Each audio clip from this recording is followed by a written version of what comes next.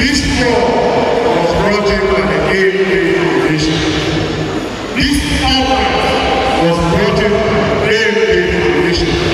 That truck you saw outside, which I call the big truck, was brought in by the AFA Foundation. Please, can we give it some recognition because we are starting to do the work of Nigerian basketball. It's not easy to buy a truck like that and load it up with everything that was even the shop floor, even the officials was brought in by AFA Foundation. And thank you very much. Unfortunately, he couldn't be here. He's away in the US. He's a great supporter of basketball in Nigeria. Lastly, but not the least, the Enugu State Sports Youth and Sports Ministry, headed by Honorable, sitting right there. Honorable, that's the great. Thank you for all your help. We really appreciate it. I'm sure Westside appreciate and Southeast Basket definitely appreciate all your help and your efforts. Thank you, sir. Last, let me say something about Southeast Basketball. The basketball in Southeast is actually not going down. And that's one of the reasons why I brought this to Enugu.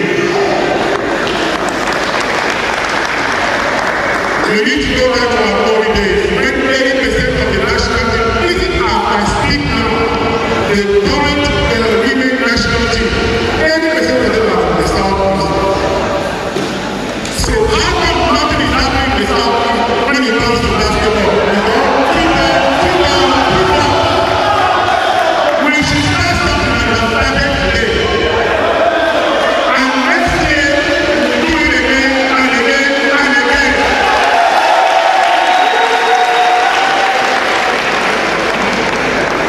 Thanks to my friends in the club that it is busy schedule actually find the time to come here and perform.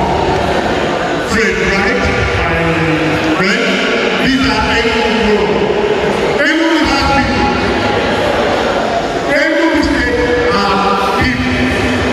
And we are going to play this Southeast basketball great again.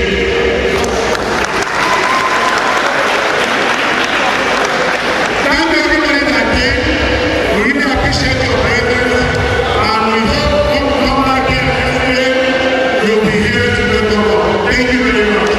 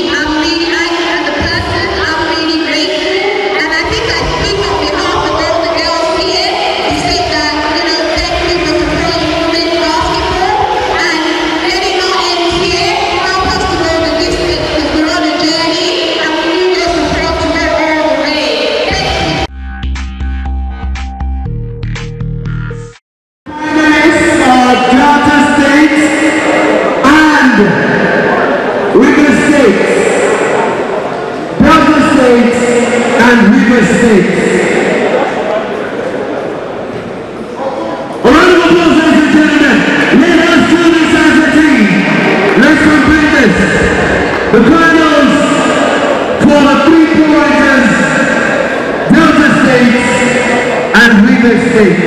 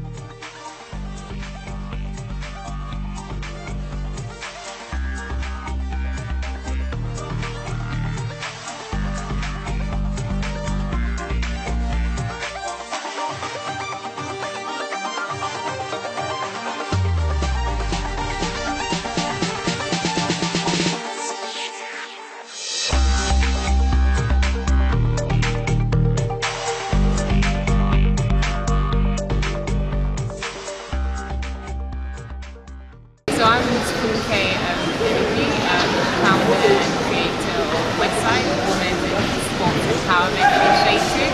So probably fair to say I set this up about almost 5 years ago, but it's been a steady work in progress getting to this point. Yeah, I guess it's tuning into the power of sports and using it in itself to create opportunities for women, particularly the sports aspect. I must admit I'm a little bit biased towards women just because I feel there's not enough opportunities for women to play sports. Not necessarily just like for young people, but for older players as well. People stop before the right time because of the lack of opportunities. I think more importantly, and another key thing is that we're about improving the life and well-being of the communities we operate in.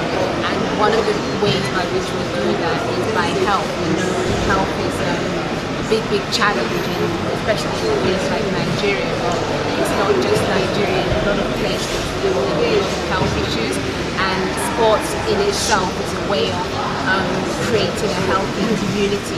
But more importantly, it brings and attracts people, and it's tuning into that attraction and using it to promote health, to talk to the public about health, to do free medical screening. Nothing too fancy, but like, you know, really important things that can make a difference between life and death, by people knowing things like, you know, blood pressure, diabetes, HIV, getting in there. So that's like a key element.